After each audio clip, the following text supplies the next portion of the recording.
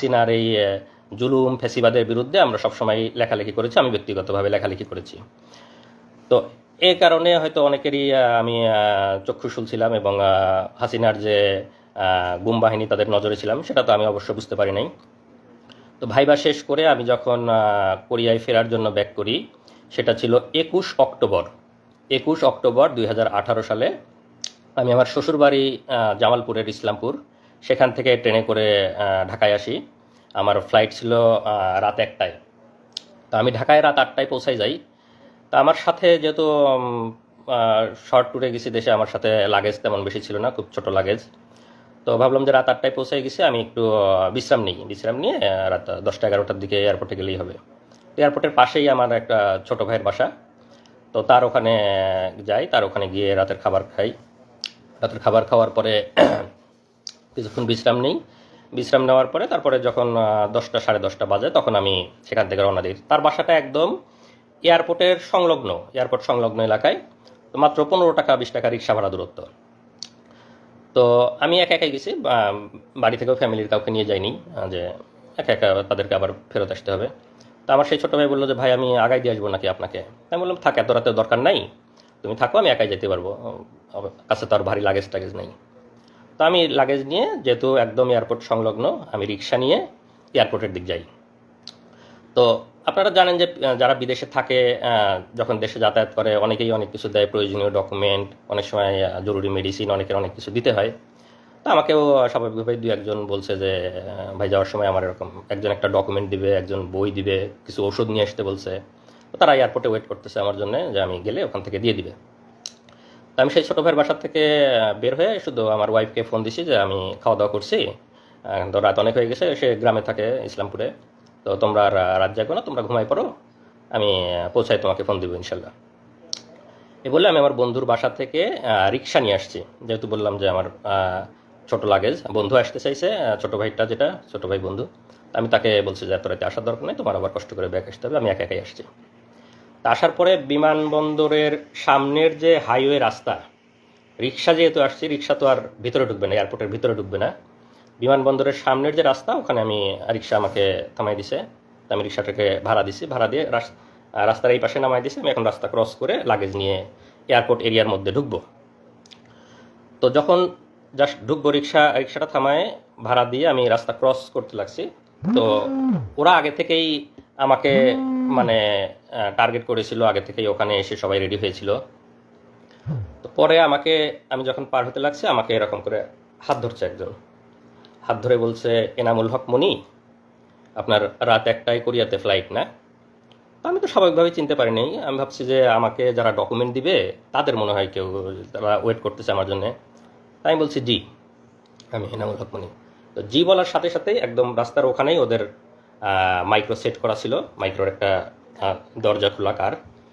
তো কারের দরজা খোলা, আমাকে এরকম হাত ধরাই আছে, এনামুল হক মনি জিজ্ঞেস করছে, আমি যখন স্বীকার করছি, এরকম ধাক্কা দিয়ে আমাকে গাড়ির মধ্যে ফেলে দিছে।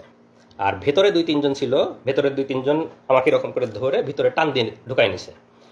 তো আমি চিল্লাচ্ছি আপনারা কারা আমাকে নিয়ে যাচ্ছে, মানে আধা মিনিট থেকে 1 মিনিটের মধ্যে এরকম আমাকে ধরে ভিতরে ধাক্কা দিয়ে ফেলে দিছে, আর ভিতর থেকে কয়েকজন টান দিয়ে ঢুকাই নিছে।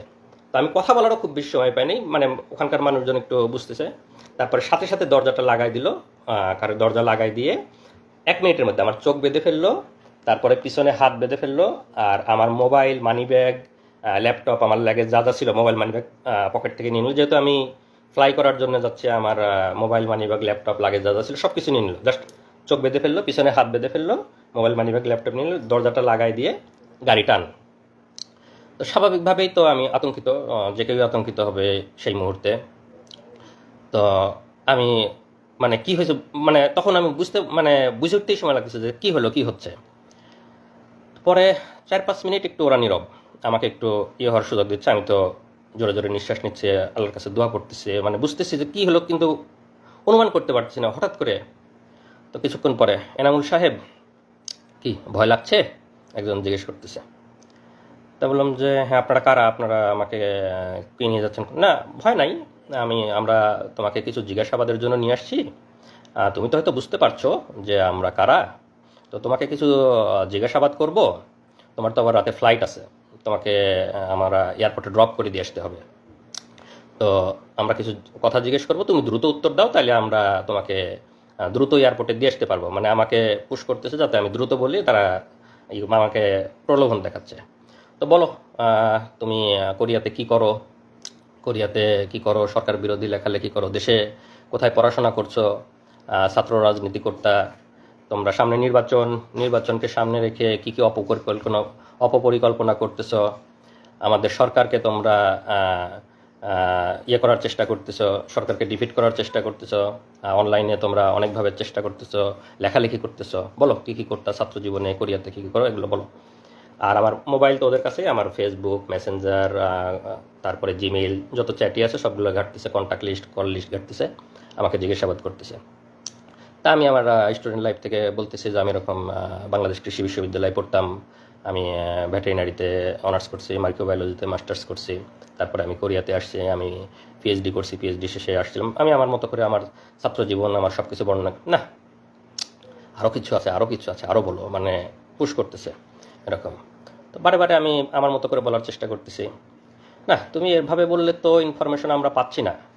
তারপরে আরও তারেক জিয়া বা বড় বড় জায়গায় কানেকশন, তারা আমাকে এরকম মনে করছে বড় বড় জায়গায় কানেকশন আছে আমার, ওরকম বলো, আরও কিছু বলো, তুমি এরকম হলে কিন্তু ফ্লাইট মিস হবে, আমাদেরকে আবার দিয়ে আসতে হবে।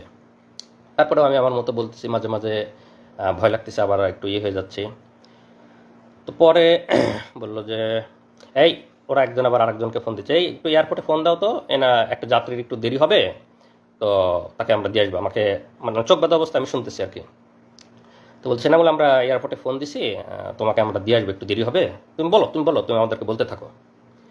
তো এইভাবে আমি বলতে বলতে, না ঠিক আছে, তোমার মনে হয় আজকে যাওয়া হবে না, চলো আমাদের সাথে চলো, আমরা তোমাকে কালকে দিয়ে আসবো, কালকে তোমাকে এয়ারপোর্টে দিয়ে আসবো।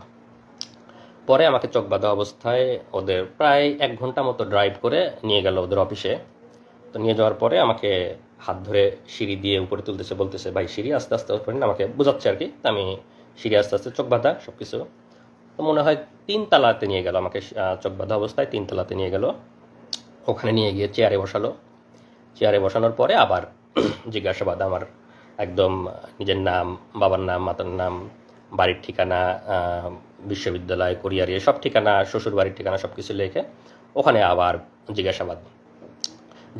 সামনে নির্বাচনকে সামনে রেখে অপপরিকল্পনা, অনলাইনে লেখালেখি, এগুলো অনেক কিছু নিয়ে জিজ্ঞাসাবাদ। আর ওই মোবাইল, ফেসবুক এগুলো ঘাটাঘাটি করতেছে। আর যেটা করে ওখানে, তো এমনিতেই সবসময় মানসিক একটা ভয়ের মধ্যে যে কেউ, চোখ বাঁধা, আমি কোথায় জানি না, মানসিক একটা ভয়। আর কানের কাছে মাঝে মাঝে এসে বন্দুক লোড করার মতো ক্রাশ করে শব্দ করে, যাতে আরও ভয় পায়, আরও বলে। আবার লাঠির খটখট খটখট শব্দ করে ফ্লোরে, বা এই মারবে, এই ইয়ে করবে। এনামুল আমাদের কাছে কিন্তু ওই কানে কানে ইয়ে লাগায় রাখে, আমাদের কাছে কিন্তু বাটন আছে, টিপ দিলে ইলেকট্রিক শক লাগবে, কানে ইয়ে লাগায় রাখে। এরকম একটা মানসিক ভীতিকর একটা অবস্থা, যে বন্দুক লোডের শব্দ করে, লাঠির শব্দ করে, আবার এরকম ইয়ে করে। তা আমি, আল্লাহর রহমত যে আমি, আমার কথাগুলো মোটামুটি স্পষ্ট বের হচ্ছিল। তা আমি ওদের সাথে স্বাভাবিকভাবে কথা বলতে পারতেছিলাম। বেশি মানে যে একদম কথা জড়ো হয়ে আটকে গেছে এরকম না, ওই রকম হলে ওরা টর্চার আরও বেশি করে মারে। তো আমাকে সেরকম আর ইয়ে করতে হবে, আমাকে জিজ্ঞাসাবাদ করতেছে, আমি বলতেছি আমার মোবাইল, ইমেইল, চ্যাট বক্স সব কিছু ঘাটতেছে, এবং তারা ভাবতেছে আমি খুব শীর্ষ পর্যায়ের নেতা, শীর্ষ পর্যায়ের কানেকশন আছে, এগুলা বের করার চেষ্টা করতেছে, কিন্তু সেরকম কোনো কিছু ওরা পাচ্ছে না। পরে সারা রাত ধরে জিজ্ঞাসা করার পরে আমাকে পরের দিন সকালে ওদের গুমের যে রুম, সেই গুমের রুমে নিয়ে রাখে। তো র্যাবের যে গুমে, আমি এখনও বলতেছি যে আমি এখনও তো র্যাব জানি না, আর একটু পরে বলবো, তারপর এই মুহূর্তে বলে রাখি র্যাব, কারণ আমার এখনও তো চোখ বাঁধা, আমি তো জানি না। তো গুমের রুমে যখন রাখলো, তো তখন ওখানে গিয়ে দেখি যে ওখানে আরও কয়েকজন বিভিন্ন জায়গা থেকে ওরা তুলে নিয়ে আসছে, গুম করে নিয়ে আসছে, তাদেরকেও রাখছে। তো আমাকে আর একজনের সাথে রাখলো, আমরা 2 জন এক রুমে। তো সাধারণত ওরা একজনকে এক রুমে রাখে, আমাকে আর একজনের সাথে রাখলো। তো আমরা 2 জন, সেই ছেলেটার বাড়ি কুমিল্লা, সে হয়তো কোনো দিন আসবে, এসে কথা বলবে আপনাদের সামনে। তো রাখার পরে আমাকে ওখানে সকালের নাস্তা দিল। তো নাস্তা তো স্বাভাবিকভাবেই খাওয়ার কোনো অবস্থা নাই, আমি আসি ওখানে মানে একদম হতভম্ব, কি হলো, আমি গতকালকে ফ্লাইট, আমি কোরিয়াতে যাব, আমার পিএইচডি এর শেষ থিসিস জমা দিতে হবে, এরকম সব চিন্তা করতেছি, একদম হতভম্ব। তো সেই ছেলেটার সাথে কথা বলতেছি, যে ছেলেটা আমার রুমে ছিল গুম। আর পাশের 2টা রুমে আরও 2জন একজন, মোট 5জন আমরা একসাথে ঘুমছিলাম। তো এই অবস্থায় আমি খুবই তো চিন্তিত, আপনারা স্বাভাবিকভাবেই বুঝতে পারছেন আমার মানসিক অবস্থা। আমি আমার ফ্যামিলি, আমার বউ, আমার বাচ্চা তখন 2.5 বছর বয়স, সবাইকে নিয়ে চিন্তা করতেছি।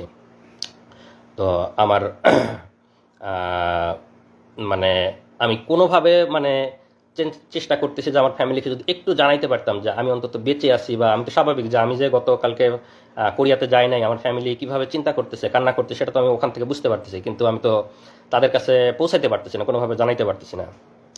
তো সামনে যারা গার্ড দেয়, তখন আমার যখন ঘুমের রুমে দিছে, রুমের মধ্যে রাখছে, তখন আমার চোখ খুলে দিছে। তো চোখ খুলে দেওয়ার পরে সামনে মানে রডের দরজা, আর সামনে আর একটা সলিড দরজা থাকে। তো রডের দরজা লাগাই দিলে সামনে যারা নিরাপত্তা কর্মী থাকে তাদের দেখা যায়, আর মানে সলিড দরজাটা লাগাই দিলে দেখা যায় না। তো ওরা রডের দরজাটা লাগাই রাখছে, সামনে যারা নিরাপত্তা রক্ষী যারা হাঁটতেছে তাদেরকে দেখা যাচ্ছে।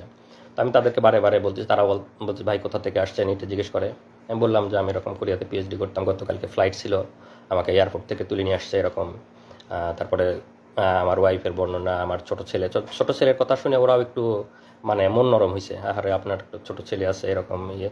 তো ওরা একটু মানে ভদ্র এবং আমাদের প্রতি খুবই সহমর্মী। তারাই করে ভাই আল্লাহ আল্লাহ করেন, কোনো কিছু হবে না। মানে অফিসারগুলা মানে টপ লেভেলের, মানে হাসিনা বাইসে সবগুলা অফিসার একদম সর্বোচ্চ লেভেলের শুয়োরগুলোকে বসাইছে, কিন্তু যারা লোয়ার লেভেলের তারা অনেক মানে সিম্প্যাথেটিক এবং অনেক সহমর্মী, তারা আমাদের বিষয়গুলো বোঝে, তারা অনেক সান্ত্বনা দিচ্ছে, ভাই আল্লাহ আল্লাহ করেন, ঠিক হয়ে যাবে ইনশাল্লাহ, কিছুই হবে না, এরকম বোঝানোর চেষ্টা। আমি ওদেরকে অনেক অনুরোধ করি, ভাই আমার ওয়াইফ ওদিকে কান্নাকাটি করতেছে, ভাই আমার ওরা মরে যাবে, আমি অনেক একটু ওদেরকে যদি জানাইতে পারতাম, ভাই আমার ওয়াইফ একটু জানান যে আমি অন্তত বেঁচে আছি, এইটুক জানান ভাই। অনেক কান্নাকাটি করতেছে, অনেক রিকোয়েস্ট করতেছে। তো কোনো না ভাই, আমার ওদের কাছে মোবাইল, ওদের ডিউটিরত অবস্থায় মোবাইল আনার অনুমতি নেই, ভাই আমাদের মোবাইল আনার কোনো অনুমতি নাই, আপনি এগুলো বলেন না। এরকম সকাল থেকে দুপুর পর্যন্ত চলে যাচ্ছে, তাও কোনো ইয়ে হয় না। আমি তো বারে বারে চেষ্টা করতেছি ওদেরকে রিকোয়েস্ট করে, মানে যেভাবেই হোক একটু ইয়ে করার। বারে আমার যে রুমমেট ছিল তাকে বলতেছি।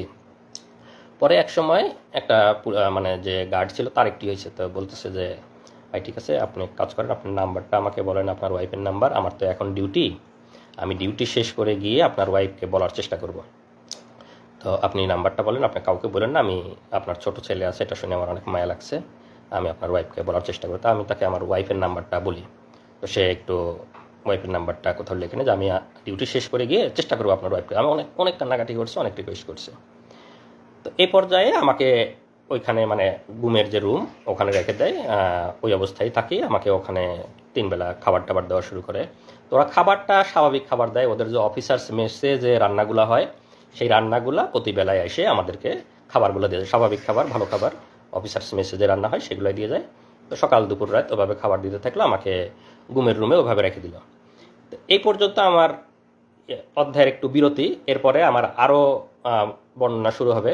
তো এই অবস্থায় তো আমার ওয়াইফরা ওদিকে কান্নাকাটি করতেছে, ওরা ওদিকে আমাকে খোঁজাখুঁজি করতেছে, ওদের কি অবস্থা আমার ওয়াইফের কাছে আপনারা এই পর্যায়ে একটু শুনুন, তারপরে আবার আমি বলবো। আসুন। আসসালামু আলাইকুম, আমি নাজনীন সুলতানা নিপা, এনামুল হকমনের ওয়াইফ। আসলে সেই দিনগুলো তো ভোলার মতো না, এখন হয়তো বর্ণনা করতে পারবো, কিন্তু সেই সময়টা কোনোভাবেই বোঝাতে পারবো না আপনাদেরকে। তো আমার হাজব্যান্ডের সাথে আমার লাস্ট কথা হলো 9:30টার দিকে, 9:23 আমার সাথে লাস্ট কথা হয়েছে। ও আমাকে বলছে যে ঘুমিয়ে পড়ো, আমি এয়ারপোর্টে কাজ শেষ করে তোমাকে কল দিব। তারপর আমি বাবুকে নিয়ে ঘুমিয়ে পড়লাম। রাত যখন 12টা বাজে আমার হুট করে ঘুম ভেঙে গেল। আসলে কেউ জার্নি করলে, পরিবারের কেউ জার্নি করলে তো ওরকম গভীর ঘুম হয় না। তো 12টার সময় আমার ঘুম ভেঙে গেল। আমি তখন মোবাইলটা নিয়ে তাকে কল দিলাম। তো তার মোবাইলে রিং হচ্ছে, কিন্তু কল রিসিভ করছে না। আবার আমি মেসেজ দিয়েছি যে ফ্রি হলে আমাকে কল দিও, তখন 12টা বাজে, তার ফ্লাইট ছিল 1:05। তো আমি যখন মেসেজ দিচ্ছি, মেসেজ সিন হচ্ছে, কল রিং হচ্ছে, কিন্তু কলও ধরছে না, মেসেজের রিপ্লাইও দিচ্ছে না। তখন আমার কাছে খুব ইয়ে লাগলো যে মনে হয় ব্যস্ত আছে, হয়তো এয়ারপোর্টের কোনো ঝামেলা বা বিজি আছে এরকম। আমি অপেক্ষা করছি তারপর ওখান থেকে মেসেজ বা কল আসবে, কিন্তু আসছে না। তো যখন রাত 1টা পার হয়ে যাচ্ছে, তখন আমার ভিতরে কি ব্যাপার, কেন এরকম হচ্ছে, ও তো আমাকে জানানোর কথা। তো তখন আমার মনে হলো যে হয়তো মোবাইল হারিয়ে ফেলছে, বা মোবাইল বা ল্যাপটপ হারিয়ে ফেলছে। কিন্তু আমার বারবার খালি একা একা, আমি কিন্তু রাতে আমার বাবুর সাথে একা ঘুমিয়েছি, আমার বাবা মা অন্য রুমে। তো তাই মধ্যরাতে তো আমি কাউকে কিছু বলতে পারছি না। তখন আমি মানে খালি বারবার আল্লাহ আল্লাহ করছি যে আল্লাহ কি হলো, যদি মোবাইল হারিয়ে যায় তাহলে তো এয়ারপোর্ট থেকে অন্য কারো ফোন থেকে আমাকে একবার জানাবে সে, এটা আমি শিওর যে সে আমাকে জানাবে, কারণ আমি টেনশন করব। কিন্তু না, আমি অপেক্ষা করছি, রাত 1টা 2টা বেজে যাচ্ছে, কোনো মেসেজ নেই, কল নেই। রাত 1টার পরেও যখন তার ফ্লাইট ছিল, ফ্লাই করার সময়, তারপরেও আমি মেসেজ দিচ্ছি, কিন্তু মেসেজ সিন হচ্ছে, রিপ্লাই দিচ্ছে না। হ্যাঁ, তো আমার কাছে মানে তখন থেকেই আমার মানে খুব অস্থির লাগতেছে যে কিছু একটা হয়েছে, আমি শিওর। হয়তো মোবাইল হারাইছে বা কিডন্যাপ কিছু একটা হয়েছে। আমাদের বাংলাদেশে তো এসব মানে খুব কমন। তারপরে সারা রাত কেটে গেল ওইভাবে। আমি ফজরের নামাজ পড়ে যে ভাইয়ের বাসায় গিয়েছিল, ছোট ভাইয়ের বাসায়, তাকে কল দিলাম, দিয়ে বললাম যে ভাইয়া আমি তো ওর সাথে যোগাযোগ করতে পারছি না, আপনার সাথে মানে লাস্ট কি কি কথা হয়েছে বা আপনি কি যোগাযোগ করেছিলেন তার সাথে? তখন সেই ভাই বলল যে না আপু, আমি তো ভাইকে রিক্সায় উঠাই দিছি, আমি তার সাথে যেতে চাইছিলাম কিন্তু ভাই আমাকে না করলো, তো আমিও রাত্রিবেলা ফোন দিছি কয়েকবার, কিন্তু কথা হয় নাই। তারপরে তার কাছ থেকে শুনে আমার আরও ভয় লাগা শুরু হয়ে গেল। তখন আমি আমার যা, বাংলাদেশ কৃষি বিশ্ববিদ্যালয়ের প্রফেসর ডক্টর মার্জিয়া রহমান, তাকে কল দিলাম, ভাবিকে কল দিয়ে বললাম যে ভাবি এরকম রাতে কোনো যোগাযোগ হয়নি, সকালবেলাও কোনো পাচ্ছি না। তো সকালবেলা আর ভাবি মানে প্রথমে বলতেছে আমাকে যে ও তো খুব মন ভোলা, মনে হয় ফোন টোন হারিয়ে গেছে, তুমি চিন্তা করো না, ও ল্যান্ড করে কল দিবে ইনশাল্লাহ। তো তারপরেও মানে আমার মনের মধ্যে তো ধুকপুকুনি যায় না। আমি সেই ভাইয়ের বাসা যেহেতু এয়ারপোর্টের একদম সামনে, আমি ওনাকে রিকোয়েস্ট করলাম যে ভাই আপনি একটু এয়ারপোর্টে যেয়ে এই আমার হাজব্যান্ডের পাসপোর্টের ছবি ছিল আমার কাছে, যেহেতু আমিও কোরিয়াতে যাওয়া আসা করতাম, তো তার ডকুমেন্ট আমার কাছে ছিল। তখন আমি ওই ভাইকে তার পাসপোর্টে ছবি দিলাম যে এই নাম্বার মানে এই নাম্বারের পাসপোর্ট হোল্ডার ঢুকেছে কিনা এয়ারপোর্টে, একটু খোঁজ নেবেন। তো সেই ভাই তখন সকাল 7টার সময় এয়ারপোর্টে যায়, সেই নাম্বার দিয়ে খোঁজ নেয় এবং তারা বলে যে না এই লোক এয়ারপোর্টে ঢোকে নাই। তখন সকাল 7টা বাজে। তখন হলো আমি আমার ভাবিকে আবার কল দিয়ে বললাম ভাবি এই অবস্থা, ও তো এয়ারপোর্টে ঢোকে নাই, আমি এরকম নিউজ পেলাম। তখন ভাবি বললো ঠিক আছে, আমিও তুমি ছবিটা পাঠাও পাসপোর্টের, আমিও খোঁজ নিচ্ছি, আমার অনেক স্টুডেন্ট আছে ওখানে। তারপর ভাবিও খোঁজ নিল এবং ভাবিও সেম উত্তর পেল। তারপর সবার টেনশন শুরু হয়ে গেল, তাহলে কোথায় গেল, কি হলো? তখন মানে ভাইয়া ভাবি মানে আমি প্রথম জানাইছি আমাদের পরিবারে আমার ভাসুর এবং যাকে, বাকিরা তো টেনশন করবে। তখন মানে ভাইয়া ভাবি তাদের মতো করে খোঁজ নিতে লাগলো, এবং এরপরেও মানে কোনো খোঁজ নাই। এদিকে মানে আমি বারবার শুধু ফোন টিপতেছি, আমার বাচ্চা খাচ্ছে না, আমার স্কুলে যাওয়ার সময় হয়েছে, আমি কোনো টাইম কয়টা বাজে আমি কিছুই জানি না। আমার মা হঠাৎ করে এসে বলতেছে স্কুলে যাবে না, এখনও তো খাইলে না, কখন যাবা? তখন আমি ঘড়ি দেখি যে 9:30 বাজে। ঠিক আছে, তো পরে আমি তখন প্রথম আমার মাকে বললাম যে আমি তো সাফওয়ানের আব্বুর সাথে কোনো যোগাযোগ করতে পারছি না। আমি প্রাইমারি স্কুলে জব করতাম, আমার নিজের স্কুল, আমার এলাকার। তো তখন আমার আম্মা শুনে তো মানে তখনই চিৎকার করে একদম কান্নাকাটি শুরু করে দিছে। এবং আস্তে আস্তে আমার অন্যান্য ভাসুর, আমার ভাইয়েরা যারা ঢাকায় থাকে, আমার কাজিনরা এবং আমার হাজবেন্ডের যে ফ্রেন্ডগুলোর সাথে আমার মানে যোগাযোগ করা, কি 2-1 জনের সাথে যোগাযোগ করলাম, সবাইকে তখন জানালাম যে তাকে খুঁজে পাওয়া যাচ্ছে না, তার সাথে কোনো যোগাযোগ হচ্ছে না। এবং কোরিয়াতে যারা যে ইউনিভার্সিটিতে উনি পিএইচডি করেছেন তাদেরকেও জানালাম। তখন তারাও এদিকে খোঁজ নিল। আমার হাজবেন্ডের কোরিয়াতে ল্যান্ড করার কথা ছিল সকাল 11টায়, মানে কোরিয়ান টাইম 11টায়, বাংলাদেশ টাইম হচ্ছে সকাল 8টায়। তো আমি যখন সকাল 8টা পার হয়ে গেল, তো সে ল্যান্ড করে নাই, এই খোঁজ পেলাম। এদিক কোরিয়া থেকেও মানে এয়ারপোর্টে খোঁজ নিচ্ছে তারা যে এরকম পাসপোর্ট হোল্ডার কেউ ল্যান্ড করছে কিনা, না তারাও মানে নেগেটিভ আনসার পারলো। এবং তারপর থেকে আমরা পুরোপুরি ধরে নিলাম সে মিসিং হয়েছে, কোনোভাবে কিডন্যাপ অথবা মলম পার্টি এই টাইপের কিছু একটা হবে। আমরা কখনোই কল্পনা করি নাই যে এটা রাজনৈতিক কিছু বা মামলা মোকদ্দমা মানে এই টাইপের কিছু হবে, গুম টাইপের, আমরা কখনোই ভাবিনি। তারপরে সকাল তো পার হয়ে দুপুর হয়ে গেল। আমার ভাসুর ময়মনসিংহ থেকে, আমার ভাসুর প্রফেসর মাহমুদুল আলম, তিনি হচ্ছে ঢাকায় গেলেন। আমার কাজিনরা, তার ফ্রেন্ডরা সবাই যে যার মতো করে হসপিটালে, থানা, রেলওয়ে স্টেশনে, যেখানে যেখানে খোঁজা দরকার, এয়ারপোর্টের সামনে প্রত্যেকটা দোকানে দোকানে জিজ্ঞেস করেছে, ছবি দেখিয়ে জিজ্ঞেস করেছে যে এনাকে দেখছে কিনা। মানে তখন আমাদের অবস্থা এমন যে কোনো একটা অ্যাক্সিডেন্ট হয়েছে বা কিডন্যাপ কিছু একটা হয়েছে, এরকম কোনো ধরনের ক্লু, কোনো মেসেজ, কোনো কল কিছুই পাইনি আমরা। তারপর সারাটা দিন এভাবে চলে গেল এবং বারবার টিভিতে নিউজ মানে দেখতেছি যে কোনো অজ্ঞাত লাশের খবর আসতেছে কিনা, এই টাইপের মনের মধ্যে কত চিন্তা আসতেছে বলার মতো না। তারপরে যাই হোক সারাদিন চলে গেল, কোনো খোঁজ পেলাম না। রাত পার হয়ে গেল, 22 তারিখ দিবাগত রাত, মানে রাত যখন 12টা বাজে, মানে 23 তারিখ শুরু হলো, রাত 12টার সময় আমার হাজবেন্ডের নাম্বার থেকে আমার মোবাইলে কল আসলো। আমার মোবাইলটা যেহেতু ওরা নিয়ে নিছে, আমাকে যখন কিডন্যাপ করছে, গুম করছে, তখনই তো আমার মোবাইল ল্যাপটপ নিয়ে নিছে। আমার মোবাইল তো ওদের কাছে, আমার মোবাইল থেকে ওকে কল দিছে। হ্যাঁ, আমাকে কল দেওয়ার পরে মানে তারা বলতেছে যে আপনি কি এনামুল হক মনির ওয়াইফ? আমি বললাম যে হ্যাঁ, আমরা তো তাকে খুঁজে পাচ্ছি না, এই নাম্বার আপনি কোথায় পেলেন, এই ফোন কোথায় পেলেন? তখন সেই পুলিশ, মানে আমরা তো জানতাম না পুলিশ, মানে ওপর পাশ থেকে আমাকে বলছে যে বুঝতেই তো পারছেন আমরা, মানে ও আমাদের কাছে আছে, আমরা হচ্ছে মানে ওকে কিডন্যাপ করেছি, তো আমি যেভাবে যেভাবে বলবো আপনি সেভাবে সেভাবে কাজ করেন, তাহলে আমরা ওকে ভালো মানে ছেড়ে দিব, তার কোনো ক্ষতি হবে না, কিছু হবে না। আমি আর জাস্ট আপনাদের একটু কল রেকর্ডটা শুনে, আমি সে সময় মানে সে ওই সময় মনে করছে যে কিডন্যাপার, তো কিডন্যাপার যেহেতু, তাহলে তো কিডন্যাপারের কথা পুলিশকে বলতে হবে, তো পুলিশকে বলার জন্য ও ওই সময় কলটা রেকর্ড করছে, যে পরে পুলিশের কাছে যা সকালে বলবে যে আমার হাজবেন্ডকে কিডন্যাপাররা কিডন্যাপ করছে, এই যে আপনাদের কল রেকর্ড, সেই হিসাবে কল রেকর্ড করছে। তো সেই কথাটা কি ছিল আপনারা শোনেন, ওর ওর কল রেকর্ডটা আছে, কল রেকর্ডটা আমরা এখন লাইভের এখানেই প্লে করে দিচ্ছি। ঢাকায় না, আমি জামালপুর। আচ্ছা, জামালপুর থাকেন, সমস্যা নাই। জি। তো এখন এনামুলকে আমরা ছাড়ার ব্যাপারে ফোন করছি, ঠিক আছে? ঘটনা কি সেটা এখন জানার দরকার নাই। ঘটনা এনামুল বাসায় গেলে, বাড়িতে গেলে তারপরে বলবে।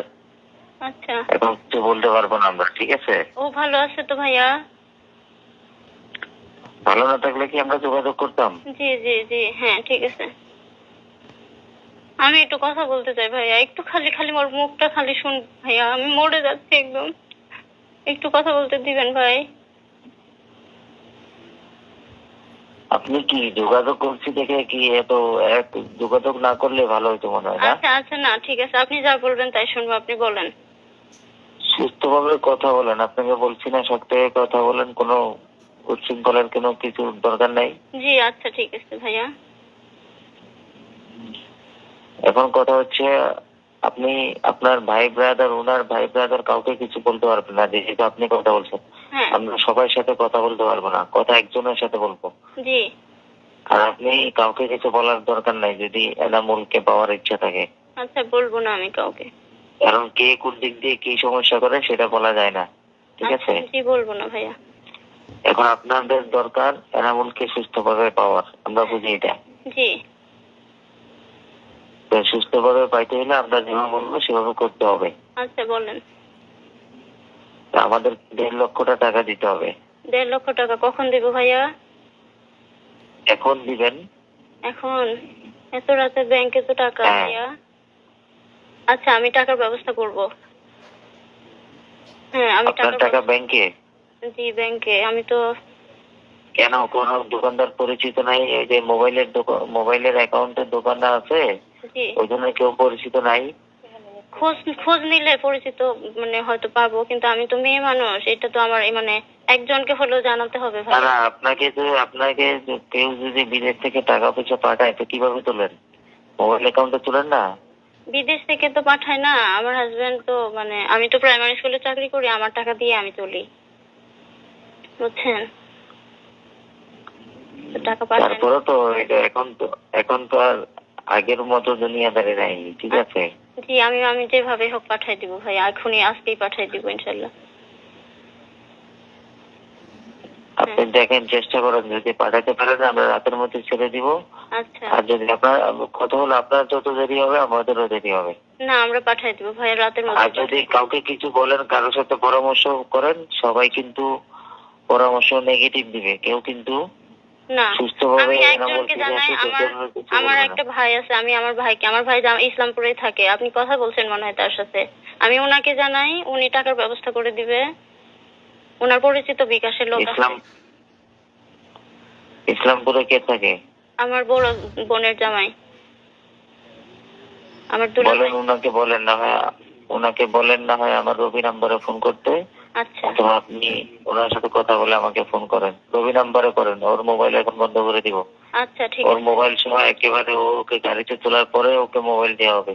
আচ্ছা ভাইয়া, আমরা টাকা পাঠিয়ে দেবো, কোনো সমস্যা নাই। হ্যাঁ টাকা পাঠাই। আরে ভাই আমরা যেটা চাইতেছি সেটা দিলে আর আপনাদের সাথে কোনো বেইমানি করে কেন করবো? কোনো জি দরকার জি আছে? জি জি ভাইয়া, আমি পাঠাই দিব টাকা, রাতেই পাঠাবো। ঠিক আছে, জি রাখেন। আপনি আপনার লোককে বলেন বা আপনি কথা বলেন, ওই রবির আমরা ফোন দেন, আপনি আপনার লোকের সাথে কথা বলেন। আচ্ছা আচ্ছা ঠিক আছে। ঠিক আছে, আচ্ছা রাখেন।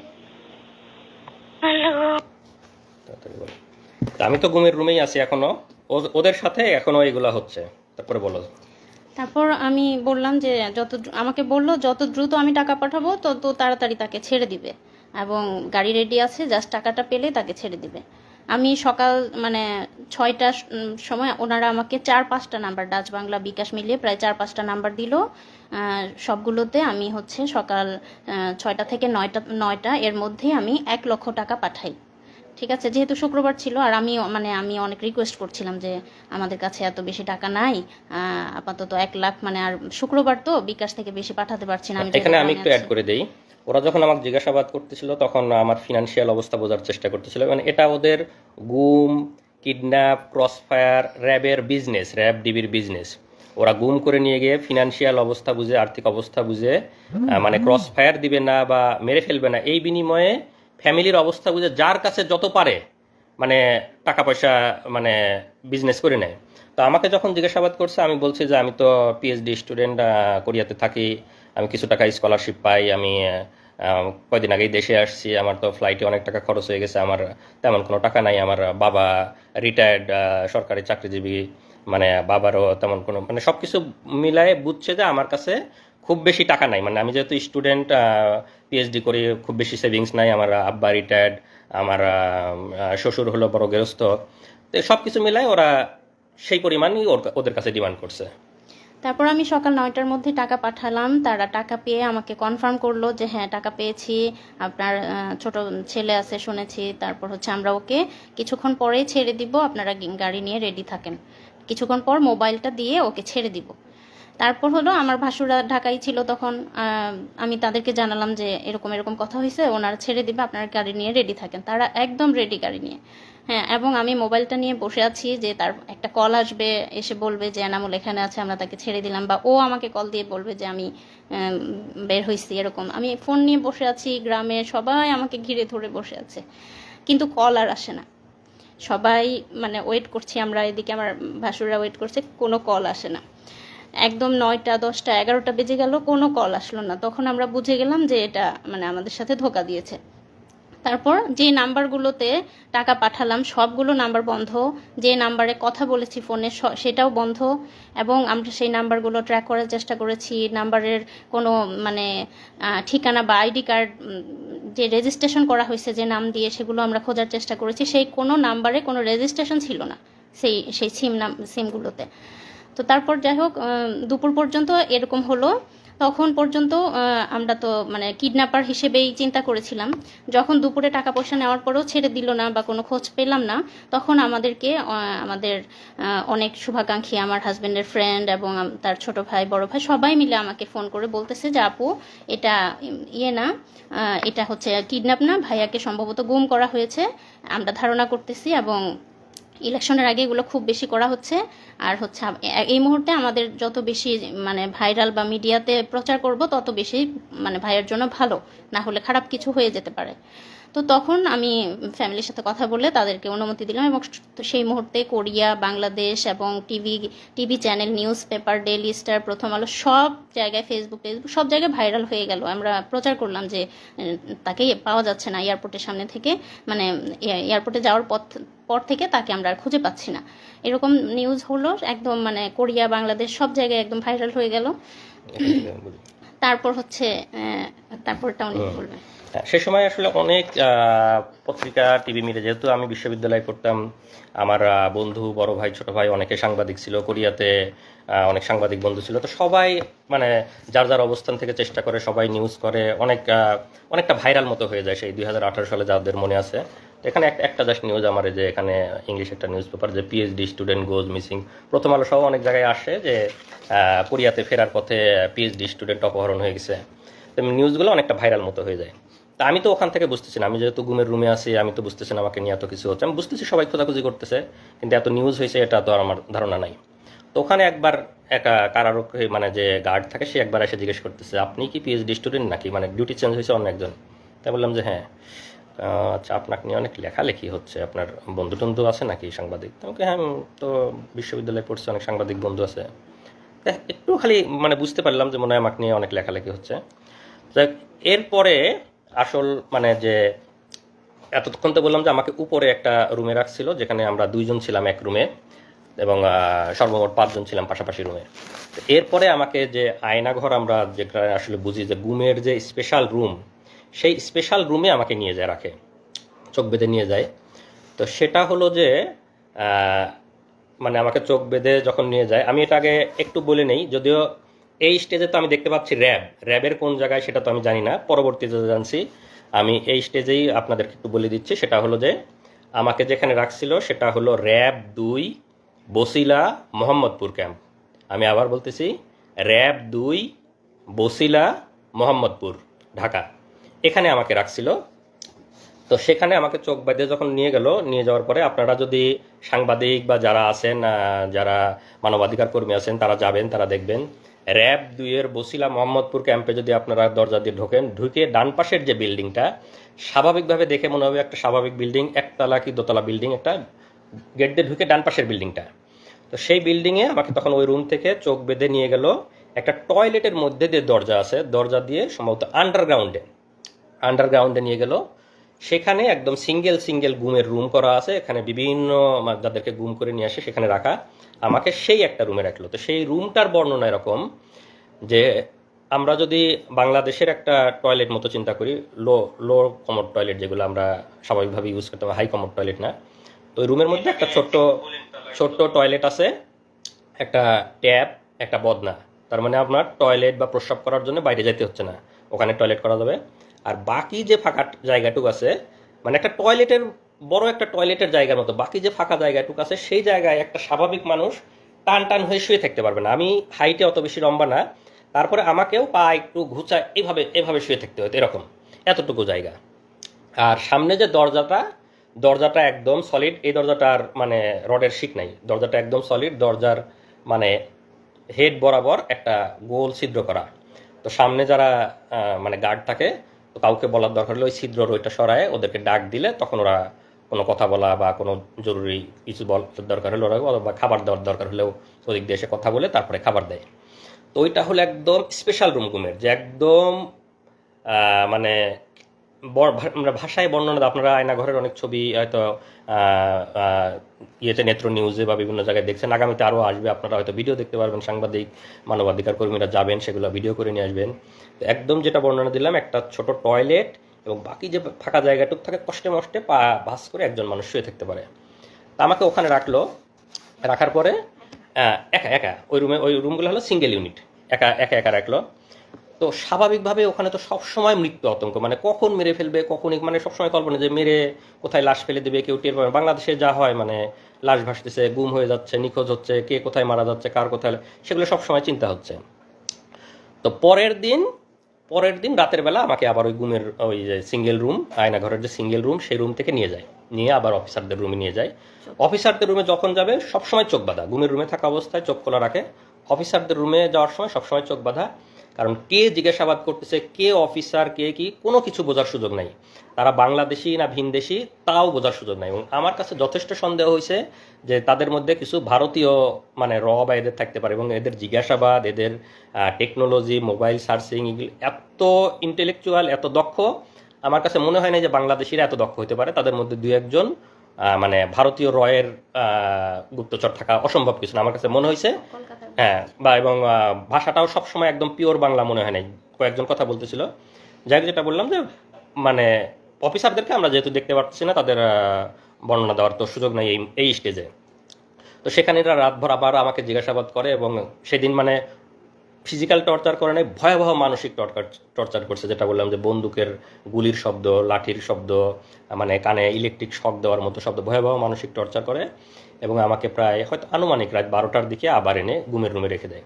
তো সেই দিন আমি মানে মোটামুটি এমনিতে অনেক আতঙ্ক ভয়, সেদিন মনে হলো যে আজকে মনে হয় খারাপ কিছু করতে পারবো, জিজ্ঞাসাবাদের ধরন বা সব কিছু মিলায় খুব মানে ভীতিকর একটা অবস্থা। তো এসে কোনো মতো শুয়ে আছে, ঘুমাই না, ঘুম তো আসার কোনো সুযোগই নাই ওখানে। তো যে অবস্থা, হয়তো ক্লান্ত হয়ে গেলে চোখটা একটু বুঝে আসে। তা আমাকে শেষ রাতের দিকে, রাত 4:30 বাজে, তখন আবার এসে দরজায় মানে র্যাবের একজন নক করছে, ভাই আপনি আসেন, আপনাকে নিয়ে দ্রুত অপারেশনে যাইতে হবে। তখন তো আমার বুকের মধ্যে একদম মানে চিৎ করে উঠছে যে এত রাতে অপারেশন, মানে তখন তো এমনিতে সবসময় মৃত্যু চিন্তা, ক্রস ফায়ারের চিন্তা, মানে আমাকে শুধু দরজায় ডাক দিছে, আপনি বের হয়ে আসেন, আপনাকে নিয়ে অপারেশনে যাইতে হবে। তখন আমি পুরাপুরি শিওর যে ভাই মানে মনে হচ্ছে যে আমাকে ক্রস ফায়ারের দেওয়ার জন্য এটা অপারেশন, র্যাবের অপারেশন এত রাতে আর কি হবে। তখন রাত 4টে 4:30 বাজে, আমি বুঝতেছি ফজরের সময় হয়ে যাচ্ছে। তখন আমি ওদেরকে বললাম, মানে ওই সময় তো চিল্লা চেঁচামেচি করেও কোনো লাভ নাই, মানে কেউ তো শোনার নাই। তখন আমি ওদেরকে বললাম যে ভাই একটু দেরি করেন, এখনই তো মানে আজান হয়ে যাবে, আমি ফজরের নামাজটা পড়ে নিই, আমি নামাজটা পড়ে বের হই। জীবনের মানে আমি একদম পুরাপুরি শিওর। আমি এখন হয়তো বলতে বলতে আমাদের অশ্রু শুকাই গেছে, মানে প্রথম যখন বলতাম আমি কান্নাকাটি করতাম আমার ওয়াইফের কাছে, সবার কাছে যখন বর্ণনা করছি, এখন বলতে বলতে মানে আমার অশ্রু শুকাই গেছে, হয়তো বা সেই এক্সপ্রেশনটা আসতেছে না যে মানে প্রথম দিকের আমার কি অবস্থা ছিল। আমি শতভাগ শিওর যে আমাকে ক্রস ফায়ারের জন্য নিয়ে যাচ্ছে, শুধু বলছে যে আপনি বের হন, আপনাকে নিয়ে অপারেশনে যেতে হবে।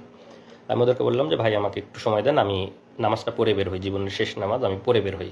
আমি একদম মানে চিল্লা চেঁচামেচি করছি, চিল্লা চেঁচামেচি করে তো কেউ শোনার নাই। পরে আমি সুন্দর করে অজু করছি, অজু করে যখন টয়লেটে নিয়ে গেছে, ওরা চোখ বেঁধে হাত ধরে ধরে নিয়ে যায়। ওখানে গিয়ে আমি একটা খোয়া পাইছি, আমাদের যে খোয়া থাকে, তো খোয়াতে আমি টয়লেটের দেয়ালে মানে একটা নাম্বার লিখে, মানে আমার ওয়াইফের নাম্বারটা লিখে আসছি। মানে আমার কাছে মনে হচ্ছে যে আমাকে তো ক্রস ফায়ার দিয়ে দেবে, আমার ওয়াইফ বা আমার ফ্যামিলি মেম্বার কেউ কোনোদিন জানতেও পারবে না আমি কোথায় ছিলাম, কীভাবে মারা গেছি।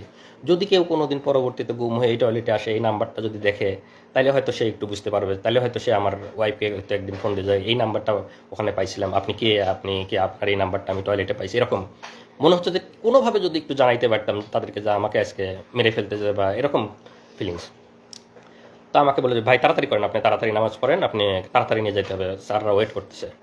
তা আমি অজু করে একদম ফজরের নামাজটা পড়লাম। আমার মানে সেই শেষ নামাজের যে কি ফিলিংস, এটা আমি মানে ভাষায় প্রকাশ করতে পারবো না। আমি একদম কনফার্ম আমাকে ক্রস ফায়ারে নিয়ে যাচ্ছে, এটা আমার জীবনের শেষ নামাজ। সেই নামাজের যে কি মানে ফিলিংস, সেটা আমার মানে এই মুহূর্তে বলার ভাষা নাই। নামাজ পড়ে আল্লাহর কাছে একদম অঝোরে কান্নাকাটি করে আল্লাহর কাছ থেকে জীবনের যত গুনাহ আছে সব মাপ চেয়ে একদম বিদায় নিয়ে যাচ্ছি, যে আল্লাহ তুমি আমার সব গুনাহ মাফ করে দিয়ে আমার বউ বাচ্চাকে দেখে রাখো। মানে একদম মৃত্যু পথযাত্রী মানুষের দোয়া যা হয়, আমি একদম দোয়া করে নামাজ পড়ে বের হলাম। আমাকে চোখ বেঁধে নিয়ে বের হলো। বের হওয়ার পরে আমি দেখলাম যে 3টা গাড়ি সাজানো, র্যাবের 3টা গাড়ি, সামনে, মাঝখানে, পিছনে। তো 3টা গাড়ি সবাই অস্ত্রসজ্জিত হয়ে ওখানে দাঁড়ায় আছে, র্যাবেরিয়ে কেউ হয়তো কাটার নিয়ে দাঁড়ায় আছে, কেউ হাতুড়, কেউ এরকম। তা আমার কাছে মনে হচ্ছে যে আমাকে ক্রস ফায়ার দিয়ে মারবে, যে কাটারগুলো দিয়ে হাত পা এগুলো কাটবে, মানে অঙ্গ প্রত্যঙ্গ বিচ্ছিন্ন করে ফেলবে, মানে বিভিন্ন রকমের অস্ত্র নিয়ে দাঁড়ায়, স্বাভাবিকভাবে ভীতিকর। আমাকে চোখটা এমনি বাইদে, ওখানে একটু দেখার মানে চোখটা খোলা ছিল জন্য সবগুলো দেখছি। আমাকে চোখ বাইদে মাঝখানের গাড়িতে তুললো, ওরা সামনের গাড়ি, পিছনের গাড়ি, মাঝখানের গাড়িতে ওরা পিছিয়ে উঠলো, আমাকে নিয়ে গাড়ি নিয়ে টান দিল।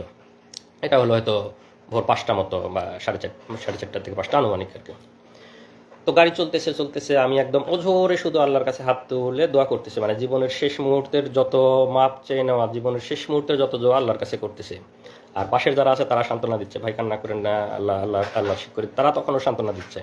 আর আমি অজোরে আল্লাহর কাছে শুধু দোয়া করে যাচ্ছে এরকম। আমি তো জানি যে আমাকে ক্রস ফায়ারে নিয়ে যাচ্ছে, শেষ মুহূর্তে যত আল্লাহর কাছে মাপ চেয়ে নেওয়া যায়। তো এইভাবে প্রায় 1 ঘন্টা মতো গাড়িটা চললো। চলার পরে কোথায় যেন থামলো, তো আমার যেহেতু চোখ বাঁধা আমি তো বুঝতে পারতেছি না কোথায় থামলো। তো গাড়ি থামানোর পরে ওরা মনে হলো যে 10-15 মিনিট কোথায় যেন গেছে আশেপাশে, মানে আমার সাথে 2-1জন রেখে বাকিরা কোথায় যেন গেলো 10-15 মিনিট।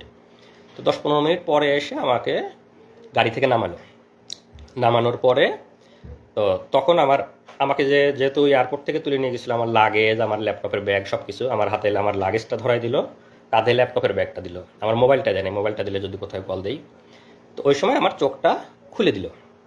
চোখ যখন খুলে দিল তখন আমি দেখি আমাকে নামাই দিছে বিমানবন্দর স্টেশন, এয়ারপোর্টের অপোজিটে যে বিমানবন্দর স্টেশনের সামনে নামাই দিছে। তো এটার কারণ হলো যেহেতু আগের দিন সব জায়গায় নিউজ হয়ে গেছে যে কোরিয়াতে ফেরার পথে পিএইচডি গবেষক অপহরণ হয়েছে, আমার বাড়ি পাবনাতে, আমাকে বিমানবন্দরের সামনে থেকে পাওয়া যাচ্ছে না, বিমানবন্দরে যাওয়ার পথে পাওয়া যাচ্ছে না, এরকম নিউজ হয়েছে। এই জন্য ওরা আমাকে বিমানবন্দর স্টেশনের সামনে নামাই দিছে। নামাই দিয়ে তখন আমাকে বলতেছে যা তোর যেখানে খুশি যা। আচ্ছা, আরেকটা জিনিস, ওই নামানোর আগে গাড়ির মধ্যে আমার হাতে একটা দিয়ে ওই শয়তানটাও নামটা আরেকটু পরে বলবো, মানে চরমভাবে একটা চাপ দিচ্ছে, একটা কি যেন একটা ডিভাইস আমার সবগুলো আঙ্গুলের মধ্যে দিয়ে, মানে মনে হচ্ছে সবগুলো আঙ্গুল ভেঙে ফেলতেছে, যাতে আমি শক্ত করে কোনো কিছু ধরতেও না পারে আমার লাগেজটা কোনো মতো।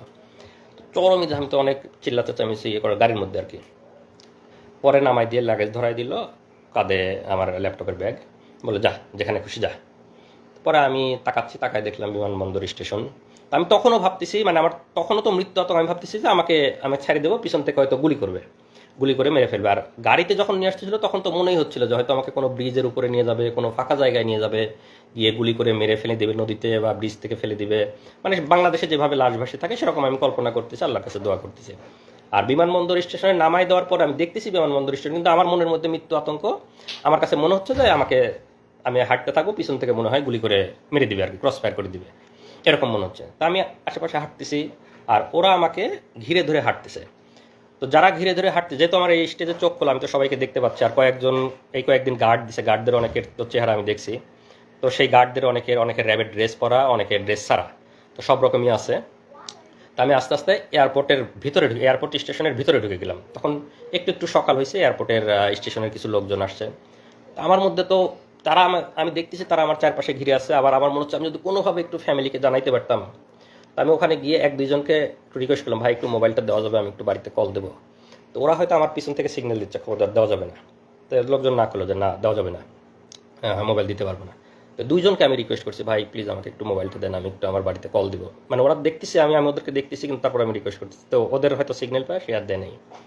তো আমি স্টেশনে আরেকটু হাঁটতেই যে আমাকে প্রথমে হাত ধরে তুলে নিয়ে গেছিলো, ওর নামটা আরেকটু পরে বলবো, যেহেতু এখনো পর্যন্ত আমি তো জানি না সে কে, তো যখন জানবো তখনই বলবো। সে যে আমাকে বিমানবন্দরে হাত ধরে তুলে নিয়ে গেছিলো, যে শুয়োরটা, সেই এসে আবার আমার হাত ধরলো। হাত ধরে বলতেছে, এই আপনার নামে গোপন রিপোর্ট আছে, আপনারা সরকার বিরোধী লেখালেখি করেন, আপনারা নির্বাচনকে সামনে রেখে অপপরিকল্পনা করতেছেন। তো আপনাকে আমরা অ্যারেস্ট করতে আসছি। আমাদের কাছে গোপন রিপোর্ট ছিল যে আপনি এই মুহূর্তে এয়ারপোর্ট স্টেশনে আসবেন। আর ওই যে আমাকে গাড়িতে 10-15 মিনিট রেখে ওরা কোথায় যেন গেছিলো, ওরা গিয়ে একটা ট্রেনের টিকিট কেটে নিয়ে আসছে। ট্রেনের টিকিট কেটে আমার ল্যাপটপের ব্যাগের মধ্যে ঢুকাই দিছে, যে আমি এইমাত্র পাবনার ঈশ্বরদী থেকে ট্রেনে করে এসে বিমানবন্দর স্টেশনে নামলাম। যেহেতু আগের দিন মানে সব সংবাদ মাধ্যমে নিউজ হয়ে গেছে যে আমার বাড়ি পাবনাতে, আমি বিমানবন্দর থেকে উধাও হয়ে গেছি। তো ওরা ট্রেনের টিকিট কেটে দিয়েছে, যে আমি ট্রেনে করে পাবনা ঈশ্বরদী থেকে এয়ারপোর্ট স্টেশনে এসে নামলাম।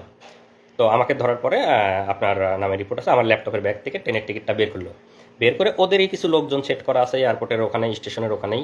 তো তাদেরকে দেখাচ্ছে, এই যে দেখেন ভাই, ওদের ট্রেনের টিকিট দেখাচ্ছে এরকম, দেখেন ট্রেনের টিকিট, আমাদের কাছে গোপন তথ্য ছিল, এই এখন ঈশ্বরদী থেকে এখানে আসবে, সেই গোপন তথ্যের ভিত্তিতে আমরা ওকে ধরতে আসছি, তো আপনারা সাক্ষী থাকলেন না। এইটা হলো আমার ট্রেনের টিকিট, কারণ আমি যে জামালপুর থেকে ইসলামপুর থেকে গেছিলাম তারিখ সহ, এটা আমার ট্রেনের টিকিট, যে আমি বিমানবন্দরে 3 দিন আগে গেছিলাম, এটা আমার ট্রেনের টিকিট। আর ওরা একটা ট্রেনের টিকিট কেটে ওই সময় আমার ব্যাগের মধ্যে ঢুকাই দিছিল। তো ঢুকাই দিয়ে লোকজনকে দেখালে যে ট্রেনের টিকিট আপনারা সাক্ষী থাকলেন, ও এখন ঈশ্বরদী থেকে আসছে, এই সময় আমরা ওকে ধরে নিয়ে যাচ্ছি। তো কয়েকজন সাক্ষী রাখতে হয় ওখানে, ওদেরই 2-1 জনের দোকানদার বা আশেপাশে যারা, এই যে আপনাদের নাম ধাম লিখে নিয়ে গেলাম, আপনারা সাক্ষী। হ্যাঁ, সাবিনা কনফেকশনারি, বিমানবন্দর স্টেশনে একটা সাবিনা এখনো আছে কিনা জানি না। তো ওইখান থেকে আমাকে ওদের 2-1 সাক্ষী লিখিত রাখলো।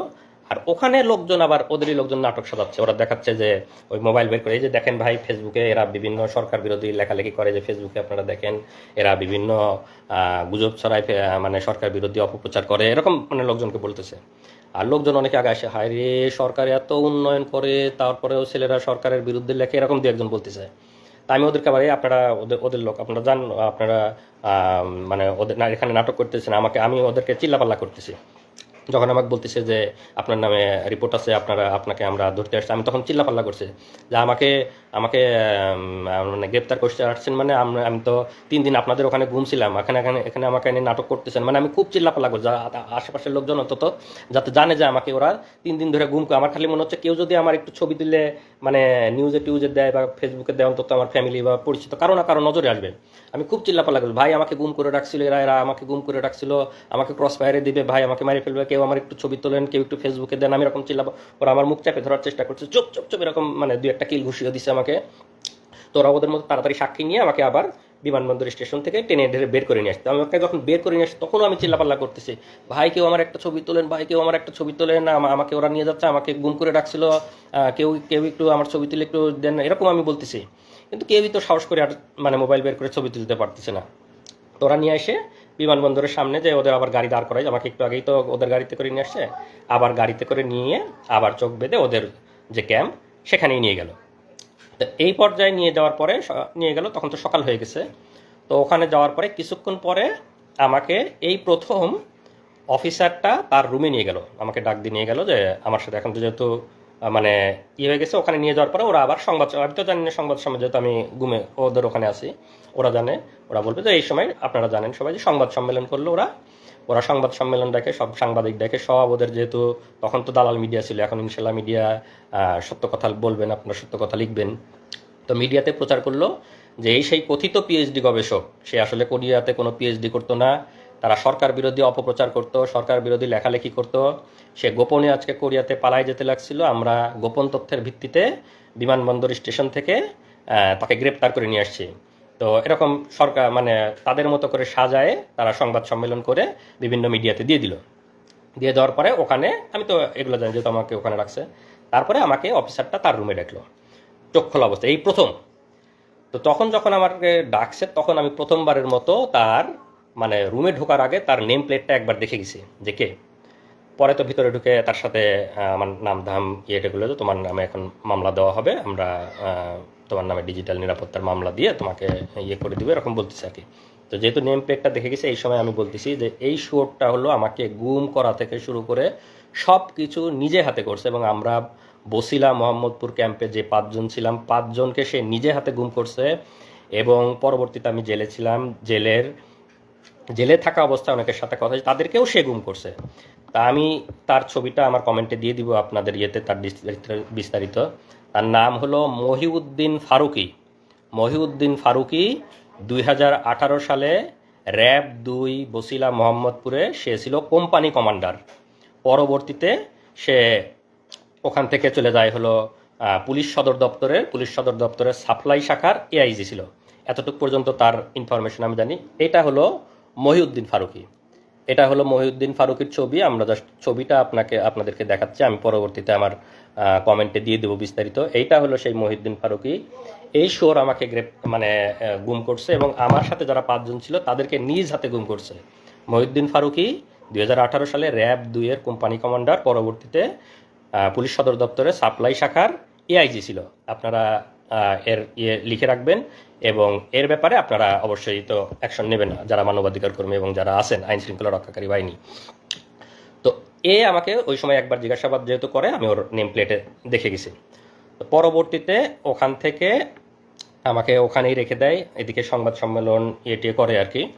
আর এর ব্যাপারে আরেকটু বলে রাখি, মহিউদ্দিন ফারুকি এরা তো হলো যে আমাদের নামে বিভিন্ন রকম অপবাদ দিয়ে আমাদেরকে মানে কালার করার বা আমাদেরকে অপমানিত করার চেষ্টা করেছে। এই মহিউদ্দিন ফারুকি আপনারা নাম দিয়ে সার্চ দেবেন, মহিউদ্দিন ফারুকি নাম দিলেই দেখবেন এর নামে বিভিন্ন রিপোর্ট আইছে। পুলিশ সদর দপ্তরের সাপ্লাই শাখার এআইজি থাকা অবস্থায় নারী কেলেঙ্কারিতে এক মহিলাকে সে অবিবাহিত মানে বিবাহ বহির্ভূত মহিলাকে নিয়ে এসে সে নিয়মিত তার সাথে শারীরিক সম্পর্ক করত তার অফিসেই। এবং সেই মহিলা এক পর্যায়ে প্রেগনেন্ট হওয়ার পরে সে মহিলাকে কোনোভাবে জোর করে ওষুধ খাওয়ায় অ্যাবর্শন করানোর পরে পরবর্তীতে আবার সে শারীরিক সম্পর্ক করতে থাকে, মহিলাটা আবার প্রেগনেন্ট হয়। পরবর্তীতে যখন সে আবার জোর করে অ্যাবর্শন করাতে যায়, তখন মহিলাটাও কোনোভাবে উনি হয়তো আমার এই লাইভ যদি কোনোভাবে শুনে থাকে, মহিলাটাও কোনোভাবে হয়তো কোনো পাওয়ারফুল কারো মানে পরিচিত, সে তখন সেটা মানে মামলা করে তার নামে এবং সংবাদ সম্মেলন এটে করে। এই মানে শোরের নামে আপনারা সার্চ দিলেই পাবেন মহিউদ্দিন ফারুকি ভ্রূণ হত্যা মামলা, তার নামে 2টা না 3টা মামলা হয়েছে, এবং সে তখন সাময়িক বরখাস্ত র্যাব সদর দপ্তর মানে পুলিশ সদর দপ্তর সাপ্লাই শাখার এআইজি থাকা অবস্থায় তখন থেকেই সে সাময়িক বরখাস্ত। এগুলো হলো এদের চরিত্র। এরা হলো এরকম মানে বিবাহ বহির্ভূত এরকম মানে ব্যভিচার এগুলা নিয়ে থাকে, এবং তারা আমাদের নামে বিভিন্ন রকম অপবাদ দেওয়ার চেষ্টা করে, এবং তখন থেকেই মানে সাময়িক বরখাস্ত অবস্থায় আছে। এগুলো হলো এদের বাস্তব চরিত্র। তো ওখান থেকে তারপরে আমাকে যখন ওখানে রাখে সংবাদ সম্মেলন করার পরে আমাকে নিয়ে পেপার পত্রিকায় ওদের মতো করে ভুয়া রিপোর্ট দেয়। এবং ওই দিন রাতে আমি যেহেতু বিমানবন্দরে চিল্লা চেঁচামেচি করছি যে আমাকে আমাকে ওরা গুম করে রাখছিল, আমাকে কেউ ছবি তোলেন, কেউ আমার একটা ছবি তুলে রাখেন, আমাকে ক্রজে এরকম বলছি।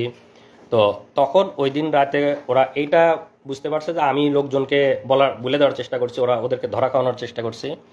তো ওই দিন রাতে আমাকে ভয়ানক টর্চার করছে, শারীরিক টর্চার, যে তুই খুব চালাক না, তুই আমাদেরকে ধরাই দেওয়ার চেষ্টা করছিস যাতে আমরা ধরা পড়ে যাই, আমরা তোকে গুম করছি, এরকম চিল্লা চেঁচামেচি, মানে অনেক অকথ্য ভাষায় গালিগালাজ করছে। এবং ওই দিন রাতে আমাকে টর্চার করছে।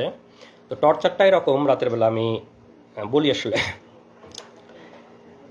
ওই দিন রাতে আমাকে চোখ বেঁধে ওদের আবার রুমে নিয়ে যায়, মানে দিনে চোখ খোলা ছিল, রাতের বেলা চোখ বাঁধা অবস্থায় আবার রুমে নিয়ে যায়। রুমে নিয়ে গিয়ে আমার এভাবে দুই হাতটা এরকম বাঁধে, এখানে হাত বাঁধে, আমার দুই পা বাঁধে, দুই পা এবং দুই হাত বাঁধে। আমার এই হাতের মধ্যে দিয়ে এই দিক দিয়ে একটা বাঁশ মতো ঢুকাই দেয়, আমি তো চোখ বাঁধা দেখতে পাচ্ছি না, বাঁশ মতো এরকম আড়াআড়ি ঢুকাই দেয়। এবং আমার পায়ের উপরে এখানেও আড়াআড়ি একটা বাঁশ মতো রেখে দেয়। তো দুইটা বাঁশ, আমার দুই পায়ের উপর আড়াআড়ি একটা, আর হাতের উপর আড়াআড়ি একটা। আর এই দুই বাঁশের উপরে, মানে এই বাঁশের উপরে 2-4 জন, ওই বাঁশের উপরে 2-4 জন এরকম দাঁড়ায়, মানে রুটি বলার মতো, যেরকম মানে আমরা যেরকম বেলন দিয়ে রুটি বলি, এইরকম একদম চাপ দিয়ে এরকম বলতেছে। আমি তো মানে চিল্লাই করছি। যখন চিল্লাচ্ছি তখন আমার মুখের মধ্যে গামছা গুঁজে দিছে, যাতে মানে চিৎকার বাইরে না যায়। আমার মুখের মধ্যে চিল্লাচ্ছে। পরে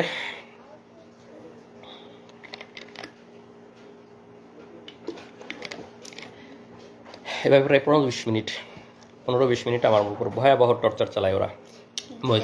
মহিউদ্দিন এই সেই গেঞ্জি, বলতে ভুলে গেছি, এই সেই গেঞ্জি, যে গেঞ্জি পরা অবস্থায় আমাকে তুলে নিয়ে গেছিলো, এই গেঞ্জি পরা অবস্থায় ছিলাম। এই গেঞ্জি পরা অবস্থায় আমাকে ওই টর্চার করে, রক্ত এবং ময়লা মিশ্রিত সেই গেঞ্জি।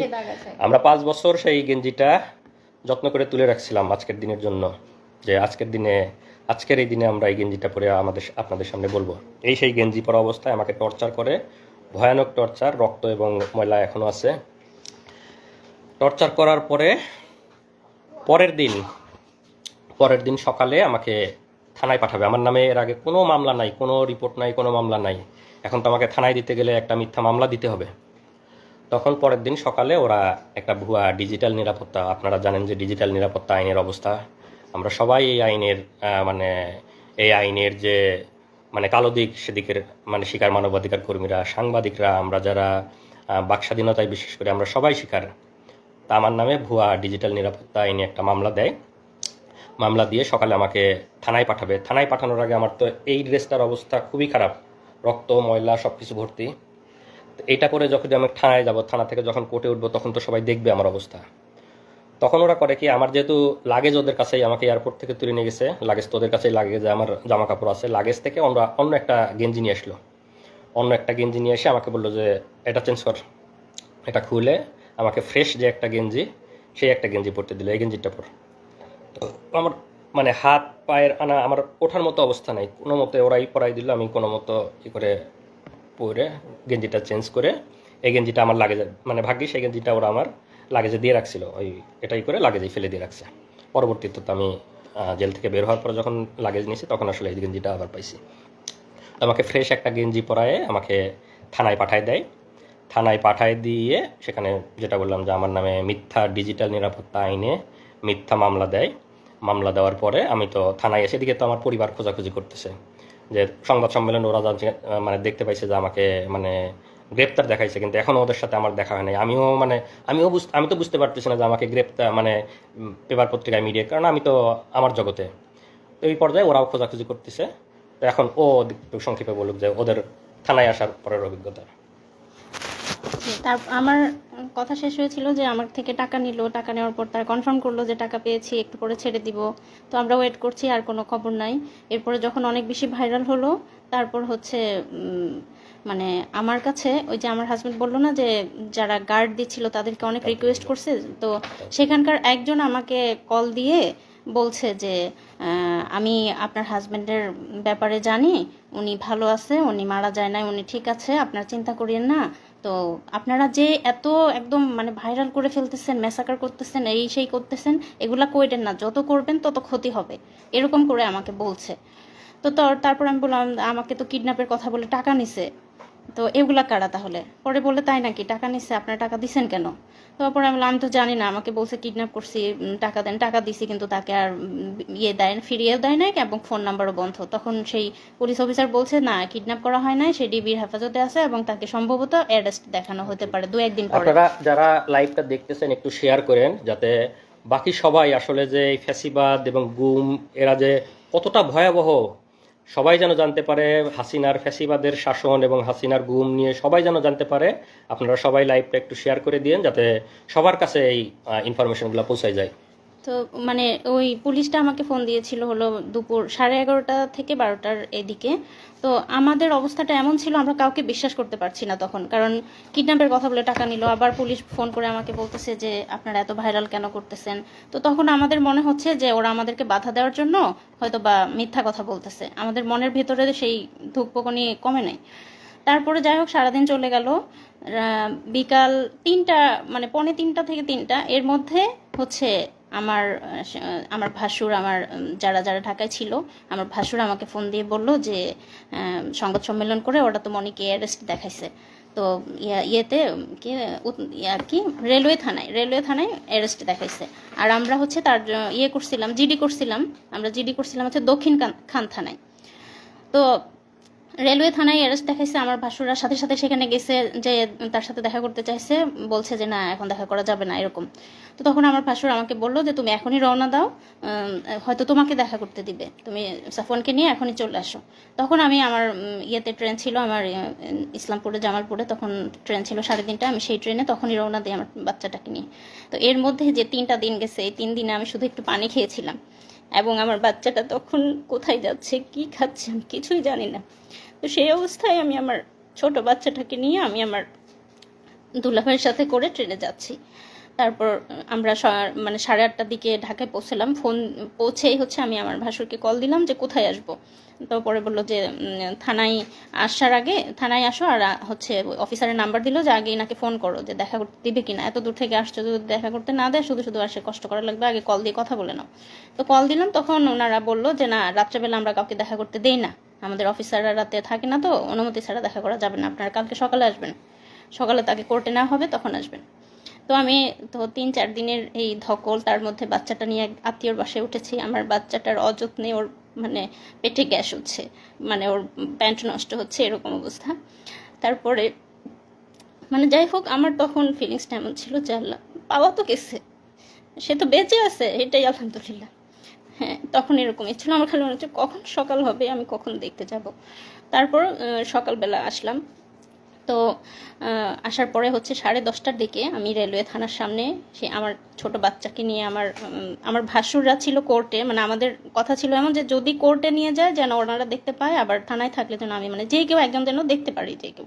তো ওনারা ওখানে ছিল, আর আমি আমার দুলাভাই সহ বাচ্চা সহ আমরা হচ্ছে রেলওয়ে থানার সামনে দাঁড়ায় আছি। আমরা হচ্ছে বারবার জিজ্ঞেস করতেছি, আমাকে তো কিছু বলতেছে না যে আছে কি না আসলে, বা এই সে কিছুই বলতেছে না। তো তখন আমার শ্বশুরবাড়ি যেহেতু পাবনা, আমার শাহজাদপুর পাবনার কাছাকাছি এক এলাকার একটা পুলিশ ছিল, উনি আমাকে বলল যে আপনারা অপেক্ষা করেন, আসে উনি এখানে, কিছুক্ষণ পর বের করা হবে। তো সকাল 10:30 থেকে 12:30 পর্যন্ত রোদের মধ্যে দাঁড়াই ছিলাম, আমাদেরকে থানায় ঢুকতে দেয় নাই, ওখানে কোনো বসার জায়গা ছিল না, এবং ওখানে যেহেতু স্টেশন, চাইলে আমরা যেয়ে বসতে পারতাম। আমাদের কাছে মনে হয়েছে যে 1 মিনিটও এখান থেকে নড়বো না, যদি এর মধ্যে নিয়ে যায়, আমরা কোথাও গেলাম তখন যদি নিয়ে যায়। আমার বাচ্চা তখন হচ্ছে মানে 2-2.5 বছর বয়স, মানে ওর খাওয়া ঘুম সব কিছু উল্টাপাল্টা হয়ে যাচ্ছে। তো যাই হোক তারপরে তাকে 12:30টার দিকে হচ্ছে বের করলো। যখন বের করলো দেখি যে তার 2 হাত বাঁধা, এবং মানে এই যে আপনারা দেখছেন আসিফ মাহতাব স্যারকে যেভাবে বেঁধে বের করছে কোর্টে, সেভাবে তাকে বেঁধে বের করছে। আমি দৌড়ে চলে গেছি, দৌড়ে গিয়ে তাকে জড়ায় ধরে খালি আলহামদুলিল্লাহ বলছে, আর বলছি যে তুমি একটুও চিন্তা করো না, সব ঠিক হয়ে যাবে। হ্যাঁ, আমি কাঁদি নাই, আমি তাকে সাহস দিছি, আমি বলছি যে সব ঠিক হয়ে যাবে ইনশাল্লাহ, তুমি একটুও চিন্তা করো না। ও আমাদেরকে দেখে অবাক হয়ে গেছে যে আমরা কিভাবে জানলাম, কিভাবে এখানে আসলাম। তো তো আমার মানে আমরা ওখানে যাওয়ার সাথেই আমার তো ধারণাই নাই যে ওরা মিডিয়ার মাধ্যমে জানছে মানে থানার সংবাদ পাইছে, থানাতে চলে, কারণ আমি তো থানার মধ্যে, মানে আমি কিছুই বুঝতে, মানে আমি ওদেরকে দেখে অবাক হয়ে গেছি যে মানে ওরা এখানে চলে আসছে। আমি আমার ছেলেকে নিয়ে আমি যখন গেলাম দৌড়ায়, ওরা আমাদের কুকুরের মতো দূর দূর করে মানে ইয়ে করে দিচ্ছে, তাড়া দিচ্ছে, এই চলে যান চলে যান, খবরদার কাছে আসবেন না, কাছে আসলে কিন্তু আসামিকে টর্চার করবো, খবরদার কাছে আসবেন না। তো ও আমার বাবুকে জাস্ট একটা চুমা দিতে আসছিল, মানে ঠোঁটটা কাছে নিয়ে আসছে আমার বাবুর গালের কাছে, ওরা দিতে দেয় নাই। ওরা ওকে দড়ি ধরে টান দিয়ে হেঁচকে টান দিয়ে নিয়ে গেছে। এই দৃশ্য আমি কোনোদিনও ভুলবো না। তারপর যাই হোক, ওনাকে একটা সিএনজিতে উঠালো, পাশে তো 3-4 জন পুলিশ ছিল, তো সাথে সাথে আমরা আরেকটা সিএনজি ভাড়া করলাম।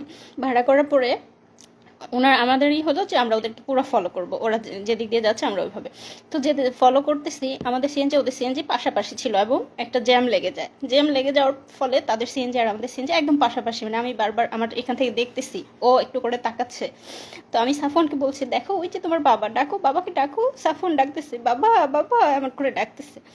পুলিশ কতটা হিংস্র, কতটা খারাপ, সে সিএনজি থেকে বের হয়ে এসে, আমাদের সিএনজিওয়ালা একটু বয়স্ক ছিল, আমাদের সিএনজিওয়ালাকে লাথি মেরে বলতেছে যা তাড়াতাড়ি এখান থেকে, মানে আমাদের সিএনজি ওখানে দাঁড়াতে দিচ্ছে না। সে বয়স্ক মানুষটার সাথে খারাপ, জাস্ট আমার ছেলে একটু বাবা বলে ডাকছে, এটাই ওদের সহ্য হচ্ছে না। ঠিক আছে, তখন ওরা লাথি মেরে আমাদের সিএনজিওয়ালাকে বলতেছে যা তাড়াতাড়ি, মানে যেন দেখাই না হয় এরকম। পরে যাই হোক ওনাকে নিয়ে গেল, নিয়ে যাওয়ার পরে কোর্টে, মানে যখন ওনাকে সিএনজি থেকে নামিয়ে গারদে নিচ্ছে, আমার ভাসুরা তখন প্রথম 3-4 দিন পরে তাদের ভাইকে দেখতে পেলো। তারপর আমরাও নামলাম, নামার পরে আমরা মানে অপেক্ষা করছি কি করে কি হবে, কারণ আমাদের পরিবারে কোনো, আমার শ্বশুর বাড়ি আমার বাবার বাড়ি কোনো ফ্যামিলিতেই এরকম কিছু হয় নাই, আমরা কিচ্ছু জানি না কি হতে যাচ্ছে কি হবে।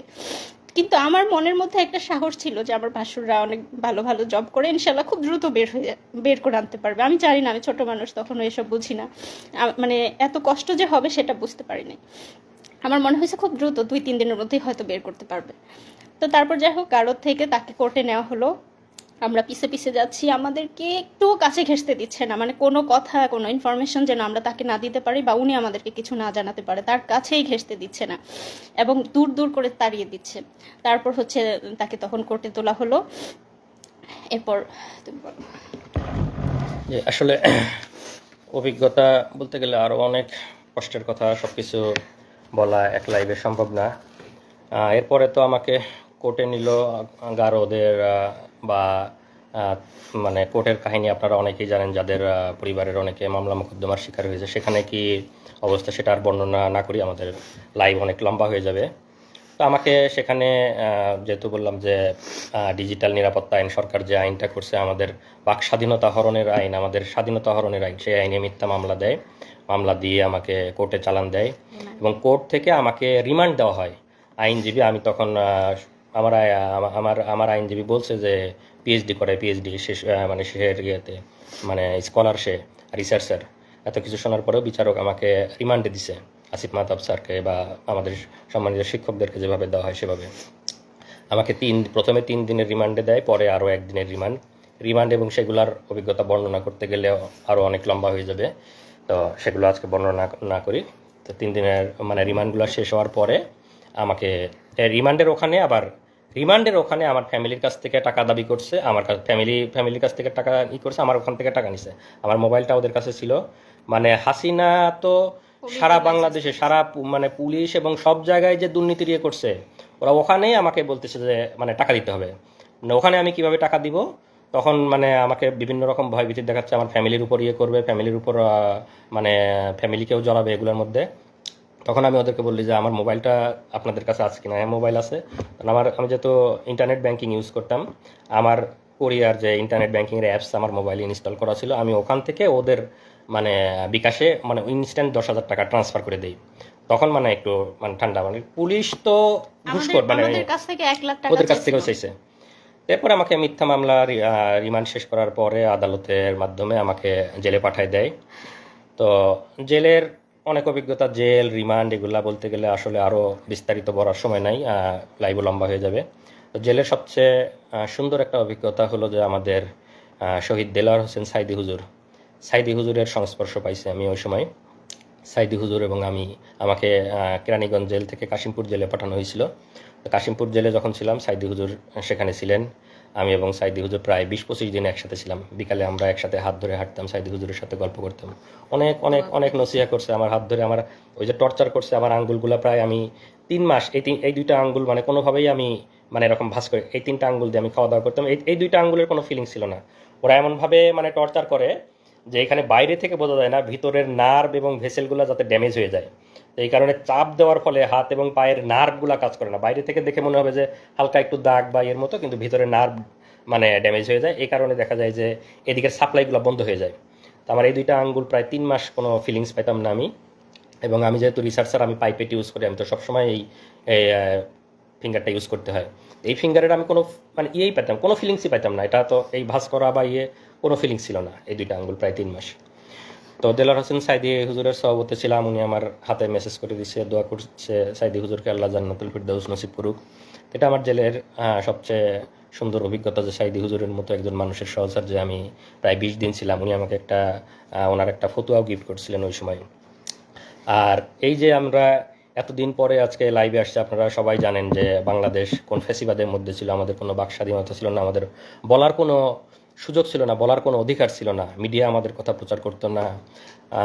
আমাদের পরিবারের উপর টর্চার করা হতো, আমি কোরিয়াতে চলে আসছি, আবার আল্লাহ আমাকে জেল থেকে বেরো অনেক কঠিন পথ পাড়ি দিয়ে আসতে হয়েছে, সেগুলা অন্য কোনো একদিন বলবো। তারপরেও আমার এখানে পিএইচডি ডিগ্রি হয়েছে, আল্লাহ আমাকে ভালো চাকরি মিলাইছে, অনেক ভালো আছি। কিন্তু তারপরেও তো মানে দেশের প্রতি টান আছেই। আর এতদিন যে আমরা বলতে পারি নাই, কিন্তু এর মাঝে তো আমরা চুপ ছিলাম না। আমরা যারা বলতে চাই তারা তো আমরা বিভিন্নভাবে বলার চেষ্টা করি। আমি আল জাজিরাতে, বিবিসিতে, আমাদের শ্রদ্ধেয় সামি ভাই, তাসনিম খলিল ভাই, ওনাদের সাথে কথা বলছি, ওনাদের কাছে বলছি, বিবিসিতে বলছি, আল জাজিরাতে বলছি, সব জায়গায় হাসিনার ফ্যাসিবাদ, হাসিনার গুম, এগুলো আমরা অলরেডি ইন্টারন্যাশনাল মিডিয়াতে দিয়ে রাখছিলাম। এবং আজকের যে এই যে সরকারের পতন, এগুলো আসলে তো সব কিছুরই সম্মিলিত একটা মানে বাহিরে থেকে মানে র্যাবের যে স্যাংশন বা র্যাবের এগুলো সব কিছুই আসলে সম্মিলিত মানে রিপোর্ট বা এগুলোর মাধ্যমে হয়েছে। এবং আমি যেহেতু পিএইচডি রিসার্চার ছিলাম, আমি তো স্বাভাবিকভাবেই মোটামুটি তাদের সাথে ইংরেজিতে কথা বলতে পারবো। তো আমি তাদেরকে সব কিছু বিস্তারিত বলছি, বিবিসি, আল জাজিরা এবং মানবাধিকার সংগঠনগুলোকে। তো আসলে শেষ কথা এটাই যে আমরা যারা প্রবাসে আছি সবাই দেশকে ভালোবাসে, স্বাভাবিকভাবে আমিও ভালোবাসি, দেশকে অনেক ভালোবাসি। দেশকে ভালোবাসি জন্যই পিএইচডি শেষ করে ইচ্ছা ছিল দেশে ফিরে যাব, দেশে থাকব, দেশের জন্য কাজ করব। সেই আশা আকাঙ্ক্ষা নিয়েই গেছি এবং নিজের যোগ্যতা বলে ইচ্ছা ছিল ইউনিভার্সিটিতে জয়েন করব, ইউনিভার্সিটিতে জয়েন করার চেষ্টা করেছি। কিন্তু আমাদের যেহেতু মেধাকে মূল্যায়ন করা হয় না, স্বাভাবিকভাবেই আমাকেও মূল্যায়ন করা হয় নাই। আমাকে দেশের জন্য কাজ করতে গিয়ে আমাকে আসামি হয়ে দেশ থেকে ফিরে আসতে হয়েছে। তো আমরা সেই কষ্ট নিয়েই এখনও আছি। শত কষ্টের পরেও আমরা আজকে আলহামদুলিল্লাহ বলি যে আমাদের শত জুলুম নির্যাতনের পরে আল্লাহ আমাদেরকে মুক্তি দিয়েছে, ফ্যাসিবাদ থেকে মুক্তি দিয়েছে, জালিমের শাসন থেকে মুক্তি দিয়েছে। এবং আজকে আমান, আজমি, আরমান ভাইরা ফিরে আসছে আয়নাঘর থেকে, এটা দেখে আমরা কান্না করতেছি। আমার স্ত্রী আমরা কান্না করতেছি যে আমরা 3 দিন ঘুমিয়ে আমাদের কি অবস্থা ছিল, মনের অবস্থা।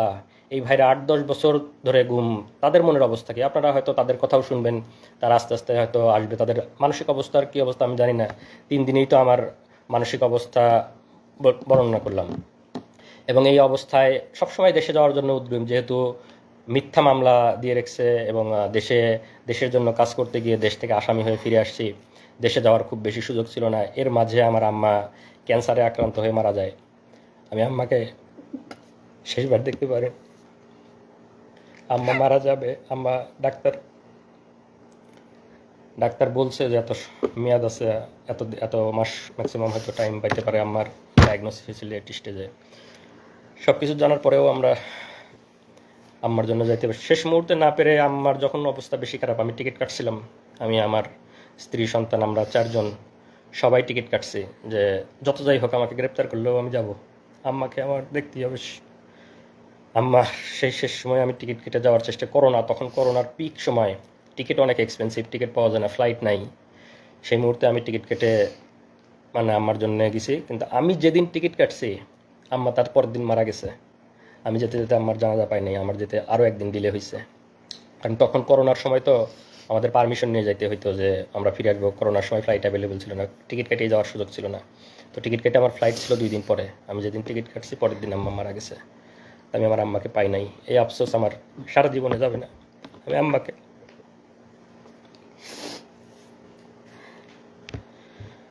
আপনারা আমাদের জন্য দোয়া করবেন। যারা যারা হাসিনার জালিম হাসিনার ফ্যাসিবাদের কবলে আছেন সবার জন্য আমাদের দোয়া থাকবে, এবং যারা যারা আজকে আয়নাঘর থেকে ফিরে আসতেছেন তাদের জন্য দোয়া থাকবে। এবং আমরা আবার ফিরে আসতে চাই, শত নির্যাতনের পরেও আমরা চাই আমরা দেশে ফিরে আসব, দেশের জন্য কাজ করব, নতুন দেশ গঠনে আমরা সবাই একসাথে ঐক্যবদ্ধভাবে কাজ করব, এবং আমাদের নতুন বাংলাদেশ হবে সুজলা সুফলা, এবং যেখানে কোনো দুর্নীতি থাকবে না, যেখানে কোনো ফ্যাসিবাদ থাকবে না। এই ডিজিটাল নিরাপত্তা আইন, এই বাক স্বাধীনতা হরণের আইন উঠিয়ে দেওয়া হবে। এবং আমি আশা করি যারা মানবাধিকার সংস্থায় আছেন, যারা নতুন সরকার গঠন করবেন, তারা এই ফ্যাসিবাদী এবং বাক স্বাধীনতা হরণকারী এই ডিজিটাল নিরাপত্তা আইন আপনারা উঠিয়ে দিবেন। যারা যারা আমরা নির্যাতনের শিকার তাদেরকে এই জুলুম থেকে আপনারা মুক্তি দেবেন। এবং আমি পরিশেষে যে ছাত্র আন্দোলনের মাধ্যমে এই ফ্যাসিবাদ, এই জুলুম থেকে আমরা মুক্তি পেয়েছি আল্লাহর অশেষ মেহেরবানিতে, তাদেরকে আমি ধন্যবাদ দিতে চাই। তাদেরকে ধন্যবাদ দিয়ে ধন্যবাদ দেওয়ার কোনো ভাষা আমার জানা নেই। তাদের এই আন্দোলনের ফলে এবং যারা শহীদ হয়েছেন তাদের আত্মার মাগফিরাত কামনা করি। পরিশেষে আমি বলবো যে আমরা সবাই মিলে ইনশাল্লাহ একটা নতুন বাংলাদেশ গড়ব, যেখানে থাকবে না কোনো ভেদাভেদ, কোনো মারামারি, এরকম কোনো যাতে আর কাউকে এভাবে লাইভে এসে তার এই কঠিন পরিস্থিতির বর্ণনা না করতে হয়। সবাইকে ধন্যবাদ। আসসালামু আলাইকুম ওয়া রাহমাতুল্লাহ।